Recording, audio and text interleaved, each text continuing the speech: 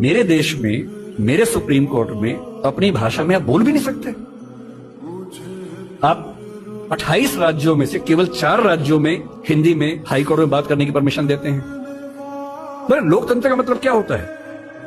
कुछ गिने चुने एलिट्स के हिसाब से जनता अपनी भाषा बदलेगी या जनता की भाषा से प्रशासक भाषा बदलेंगे अपनी? अगर लोकतंत्र है तो लोकतंत्र में जनता की भाषा ही केंद्र में होनी चाहिए, कोई और भाषा केंद्र में कैसे हो सकती है? पर हम लोग इतने आदी हो चुके हैं, हम स्लेव मेंटेलिटी के इतने अभ्यस्त हो चुके हैं कि हम ये प्रश्न कभी नहीं करते। हमारे सुप्रीम कोर्ट के चीफ जस्टिस या कोई जज हिंदी में क्यों नहीं बात कर पाते? और नहीं कर पाते, मैं फिर बार बार कह रहा हूं, मामला सिर्फ हिंदी का नहीं। मेरी इच्छा है कि सुप्रीम कोर्ट के बहुत सारे जजेस में कुछ को तमिल ठीक से आती हो, कुछ को तेलुगु अच्छे से आती हो, कुछ को मराठी आती हो, कईयों को हिंदी आती हो।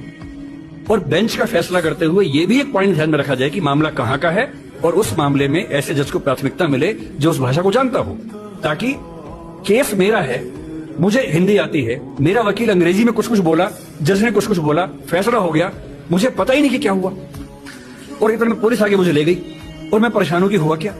मेरे मामले के किसी प्रसंग में मेरी भूमिका ही नहीं है, क्योंकि सारी प्रक्रिया दो ऐसे व्यक्तियों के बीच में चल रही है जिनके पास एक भाषा है जो मेरी भाषा नहीं है, जबकि मामला मेरा है, और कहने को लोकतंत्र है।